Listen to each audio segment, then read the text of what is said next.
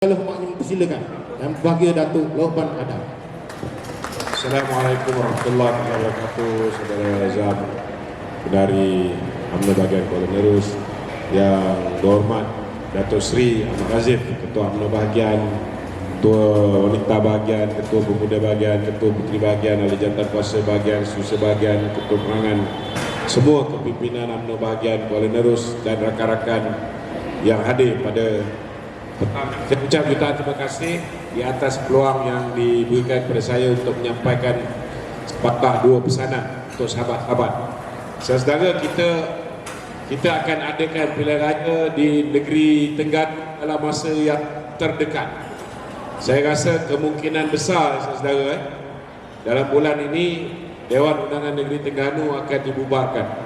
Kalau kita tahu di Selangor mungkin akan seawal 18-19 bulan ni sudah bubar, kemudian diikuti oleh negeri-negeri lain, ataupun mungkin dia akan buat secara serentak. Dan pilihan raya kemungkinan besar paling lewat pun saudara awal bulan Ogos, kemungkinan besar hujung bulan Julai. Jadi tuan-tuan ada lebih kurang 1 bulan kita dah datang Perhimpunan Agung, walaupun besok secara rasmi di peringkat pusat tapi mungkin ada gila-gila, ada yang datang untuk sayap dan juga wanita, pemuda dan puteri. Jadi balik ni saudara, fokus kita tidak lain bukan kita kena pastikan parti kita ni boleh menang negeri Terengganu balik. Boleh? Apa yang kita perlu buat, tuan-tuan? Yang itu yang paling penting sekali saudara. Hari ni mereka sedang kita dengan pelbagai-bagai fitnah, betul tak betul? Ada yang mereka gunakan agama, ada yang mereka gunakan tentang hal Melayu. Sampaikan sebelum ini kalau kita lihat Lepas ni sebelum ni mereka mengatakan kita ni sebuah parti Aswabiah, betul tak? Hari ni mereka lagi dahsyat Aswabiah ni, tuan-tuan. Nak tunjukkan dia orang ni lebih Melayu daripada kita. Cuma masalahnya kebodohan Haji Hadi ni, dia lupa bahawa segala apa yang dia cakap dulu semua sekali masih ada dalam media sosial, betul tak betul? Segala apa yang dia cakap diarahkan suruh kita mengundi rakyat seluruh negara, orang-orang PAS mengundi DAP, semua ada dalam rakaman. Malah mereka saudara mengatakan bahawa tak salah untuk bukan Islam menggunakan kalimah Allah. Semua sekali ada dalam rakaman, tuan-tuan. Jadi kita jangan terlalu bersifat defensif. Bila kita diserang saudara, bila kita ditomah macam-macam, sekarang ni yang paling mudah sekali, segala apa yang dulu mereka katakan ni boleh kita gunakan lawan dia orang. Maknanya their words are being used against themselves. Dalam arti kata lain, tuan-tuan, kita pakai ayat-ayat, kita pakai apa yang mereka cakap dulu untuk hancurkan mereka balik. Dan ini ternyata saudara sangat berkesan. Kalau kita nak explain, sebenarnya daripada tahun 1986 kita saudara telah membuat keputusan, Majlis Fatwa 2014 pun dah membuat keputusan bahawa kalimah Allah, kalimah Baitullah, kalimah solat, begitu juga dengan Mekah, ini memang khusus untuk umat Islam, orang lain tak boleh pakai. Yang baru ni Jabatan Peguam Negara mencadangkan supaya kita tak payah lawan. Pasal apa? Sebab perkara yang berkaitan dengan arahan pentadbiran 1986, tuan-tuan, ada arahan perkeliling dikeluarkan oleh KDN. Arahan ini mengatakan bahawa kalau ada bahan-bahan nak masuk dalam negara ni, bahan itu bukan bahan Islam, maknanya bahan daripada agama lain, ada perkataan 4 perkara ni, Allah, Baitullah, Mekah, solat, maka tak dibenarkan untuk bawa masuk. Ini arahan pentadbiran, perkeliling yang keluar. Tetapi pada tahun 1986 Tun Dr. Mahathir ni nak beritahu ni, kawan baik PAS hari ni, dulu dia kata Tun Dr. Mahathir ni lah yang membunuh Ibrahim Ibrahim Libya. Ingat lagi tak, tuan-tuan? Malah PAS, tuan-tuan, nak yakinkan bahawa Ibrahim Libya ni mati syahid dibuburnya minyak wangi kat kuburan Ibrahim Libya. Ini orang PAS lagi beritahu dengan kita. Tetapi hari ini dia dah berkawan dengan mak adik yang kata Ibrahim Libya ni mati kata. Yang ini kita kena troll, tuan-tuan. Tuan-tuan faham ke maksud troll ni? Kalau bahasa orang Terengganu ni nganjing lah. Jadi kita saudara memang betul dalam masa yang sama kita nak menang, kita kena cerita benda baik yang kita buat. Betul tak? Tetapi kita lihat apa yang benda tak baik yang Datuk Seri Razif buat dulu. Macam-macam kita buat. Betul tak betul? Peruntukan Menteri Besar pun habis dia bagi semua kepada wakil rakyat. Patutnya dengan dana yang kita ada, kita tak patut kalah tuan-tuan di negeri Terengganu. Tetapi saudara, nak menang pilihan raya saudara, kita tak boleh cerita benda baik yang kita buat saja. Selain daripada benda baik yang kita buat, segala janji-janji yang kita dah tunaikan sebenarnya mendedahkan tentang lawan kita, mendedahkan kepincingan lawan kita juga tuan-tuan, menyebabkan pengundi-pengundi mengubah fikiran. Dan 2018 begitu juga dengan 2022 kita lihat dengan jelas bahawa pengundi masih lagi mengundi menggunakan emosi ni. Mereka tak guna apa yang ada di atas, mereka mengguna hati. Kita dulu kita berjuang minta KWSP diluluskan. Kali pertama cadangan Datuk Najib Muhyiddin terima. Kali kedua bila kita minta KWSP diluluskan, Muhyiddin tak nak bagi. Kita gaduh lawan tuan-tuan, sampai last kali dia sanggup sampai hilang jawatan Perdana Menteri, dia tak bagi. Hari ini saudara, sebelum pilihan raya dia kata kalau dia memerintah dia akan benarkan KWSP tersasar. Ramai orang bagi undi pada Perikatan Nasional. Betul tak tuan-tuan? Dia lockdown satu negara. Kita lihat saudara, dia lockdown satu negara 18 bulan. Kenapa dia kena lockdown? Kerana pada ketika itu dia berhadapan, dia dapat kuasa memerintah 114 undi je yang undi dia. Jadi orang kita dah mula nak tarik sokongan. Dia takut kalau pergi ke Parlimen bersidang, maka dia akan hilang jawatan Perdana Menteri. Apa dia buat tuan-tuan? Dia lockdown satu negara. Kalau dia lockdown Parlimen je, orang tahu bahawa dia takut untuk berhadapan dengan undi tak percaya. Tetapi dengan seluruh negara termasuk negeri Perlis yang jumlah angka Covid rendah, semua di lockdown tuan-tuan. Dan akibat daripada lockdown ini saudara, orang hilang pendapatan, orang hilang pekerjaan, orang nak cari makan secara sempurna tak boleh. Mula-mula betul dia bagi RM600, tapi saya nak beritahu tuan-tuan, hari ini siapa yang kerja gaji RM600? Betul tak? RM600 pun dia bagi tu untuk tempoh 6 bulan. Boleh selesai masalah rakyat ke? Tak boleh. Ada yang pendapatan RM5,000, ada yang pendapatan RM4,000. Bila bagi RM600 tak selesai masalah, tak dibenarkan keluar. Memang betul dia kata, kawan-kawan yang pemandu teksi, pemandu Grab boleh kerja cari makan sebab mereka essential business. Tetapi kalau orang lain saudara yang tak bekerja di sektor-sektor penting yang essential ini, itu sebab kawan-kawan yang walaupun dibenarkan cari makan, pemandu teksi, pemandu Grab boleh cari makan, tapi kalau customer yang nak naik dia punya teksi, nak naik dia punya kereta Grab tak ada, macam mana dia nak cari makan? Itulah yang menyebabkan tuan-tuan rakyat sengsara. Rakyat sengsara saudara amat dahsyat. Amat dahsyat. Kita tengok ada yang sampai tak boleh bagi anak bini makan, simpanan habis licin. Apa yang dia orang simpan selama hari ini semua licin tuan-tuan. Orang yang meniaga pasar malam, segala modal mereka pun bungkus. Last kali tuan-tuan, tak pernah 61 tahun BN memerintah, pernah tak kita minta supaya KWSP dikeluarkan? Tak pernah. Tetapi zaman Muhyiddin tuan-tuan, bukan sekali, 4 kali kita benarkan pengeluaran KWSP. Sampai hari ini pun orang nak lagi keluar KWSP. Sebab apa?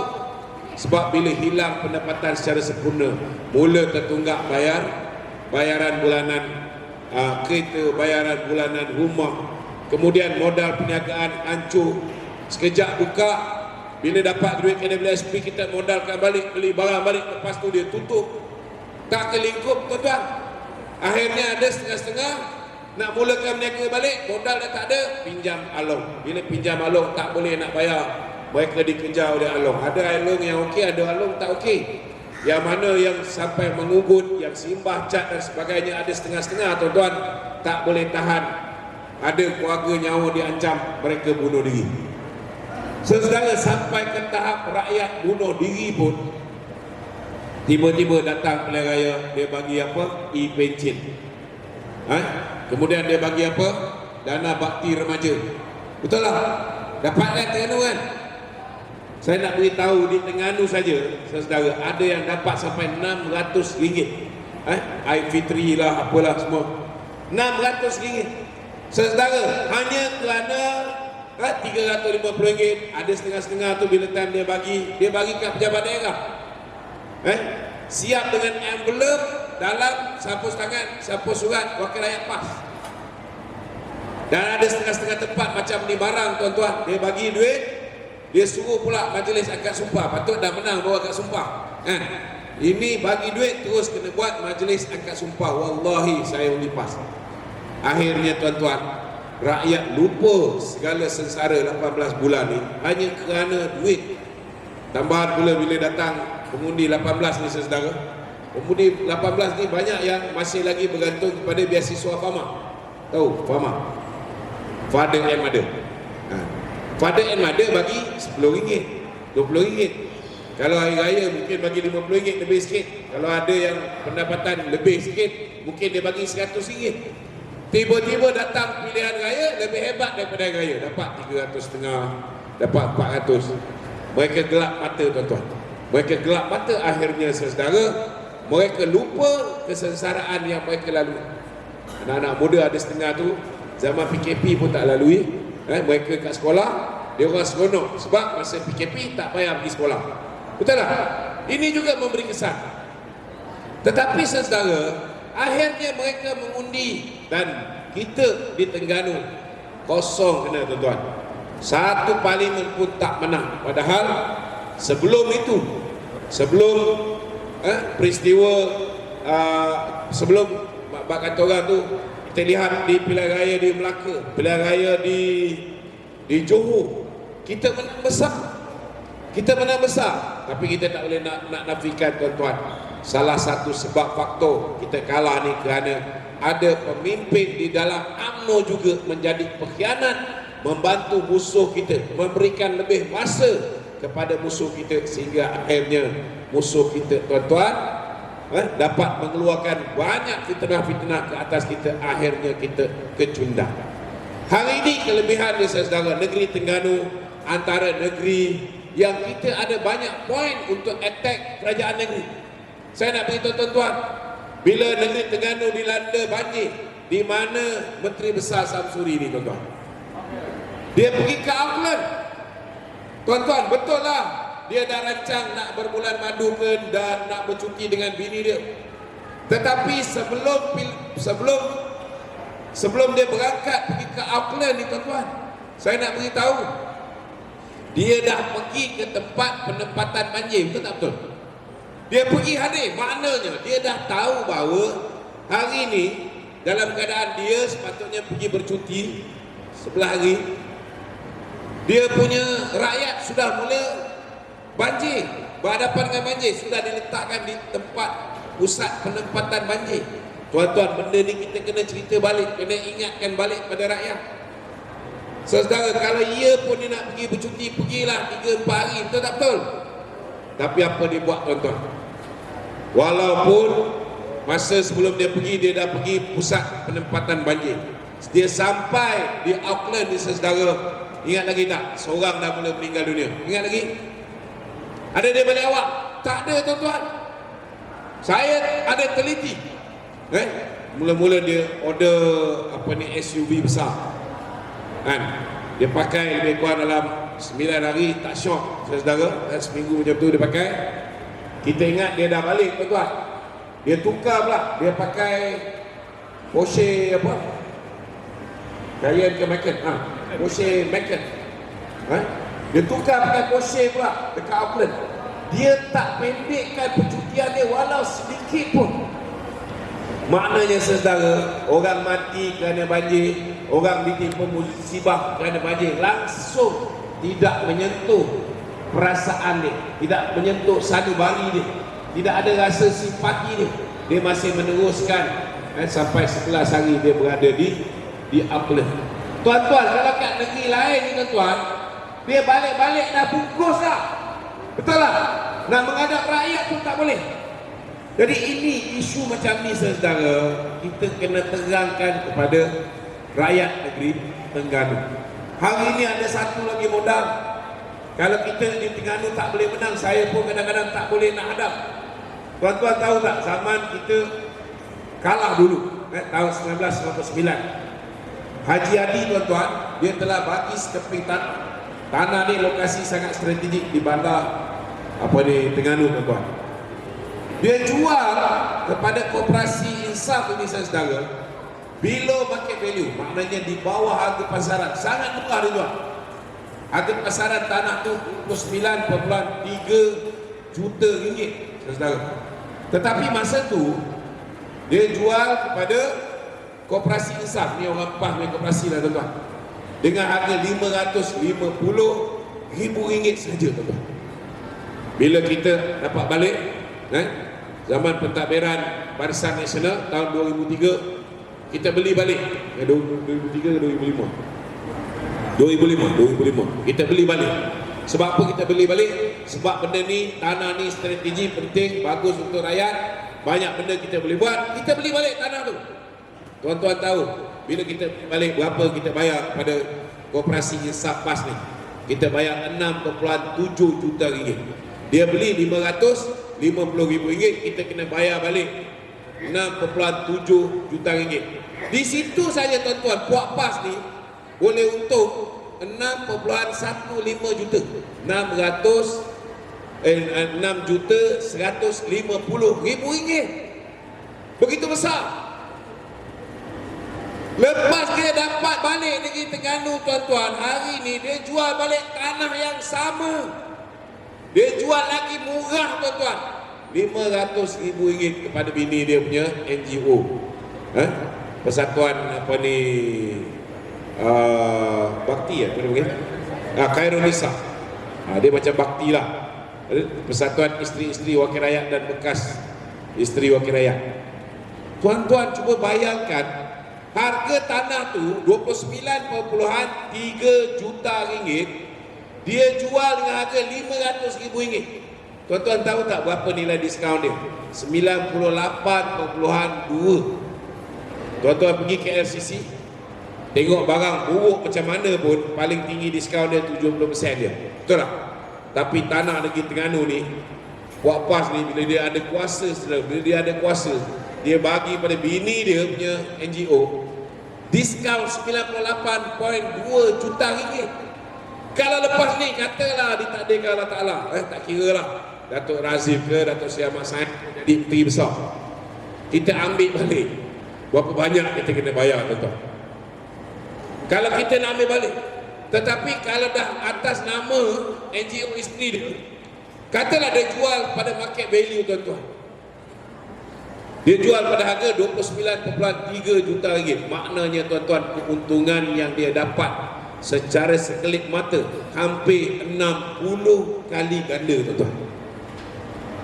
Boleh bayangkan manusia korup macam ni. Inilah pentadbiran PAS tuan-tuan. PAS dulu memang saya tak nafikan, PAS dulu mereka fikir tentang perjuangan. Bila mereka masuk pilihan raya, niat dia tak kira lah di mana, Sabah pun mereka masuk pilihan raya. Sebab apa? Sebab dia fikir bahawa dia bertanding itu ialah satu dakwah, dia nak letakkan nama Islam pada tempat dia. Tetapi itu PAS dulu. PAS dulu saudara, PAS dulu dia letakkan kepentingan Islam di hadapan. Hari ini tuan-tuan, PAS sudah berubah. Hari ini kepentingan dia siapa yang boleh bagi kuasa pada dia. Hari ini kepentingan dia siapa yang boleh bagi harta pada dia. Itu sebabnya saudara, bila kita bersama dengan dia, dia tinggalkan kita. Mula-mula kita dah bersama-sama dengan dia buat muafakat nasional. Mereka bekerjasama dengan Mahdi. Sebab apa? Mereka nakkan royalti minyak di Terengganu tu. Untuk apa? Supaya mereka ada dana tuan-tuan. Sebenarnya zaman Dato' Najib dulu pun kita bantu mereka. Lepas mereka diceraikan oleh DAP, dia tak ada duit tuan-tuan. Nak buat muktamar PAS pun tak ada. Dato' Najib lah yang membantu mereka saudara. Kita bantu atas dasar Islam. Bila raya mereka tak ada duit nak bertanding pun kita bagi. Rupa-rupanya dia gunakan duit tu, dia kerjakan kita habis-habisan di Terengganu, di Kelantan dan juga di Kedah. Itu sebabnya saya sokong betul kenyataan yang dikeluarkan oleh Datuk Seri Ahmad Zahid. Kita langsung tak boleh percaya PAS di bawah kepimpinan Tuan Guru Haji Hadi, tuan-tuan. Tak boleh percaya sama sekali. Kerana mereka ini bukan ulama, tuan-tuan. Mereka ni ulama. Ini realiti dia. Dan sepatutnya hari ini dengan modal-modal begini, dengan perubahan kepimpinan PAS daripada parti yang menegakkan Islam dah berubah menjadi parti yang meletakkan harta dunia di hadapan. Dan kebetulan hari ini kita dipimpin oleh Datuk Seri Ahmad Zahid, orang yang slogan dia pun akhirat di hadapan. Kita lihat bagaimana bila dia didakwa, antara pertuduhan dia kerana dia buat tahfiz, antara pertuduhan dia kerana dia buat pusat pengajian untuk orang Islam dewasa dan sebagainya. Saudara, hari ini kita mempelopori banyak kerja-kerja Islam. Sebelum ni pun memang kita yang buat. Cuma malangnya tuan-tuan, sebelum ini kita penat-penat didik anak-anak kita supaya faham tentang Islam. Kalau dulu saudara, kalau kita tengok zaman P. Ramlee, betul tak?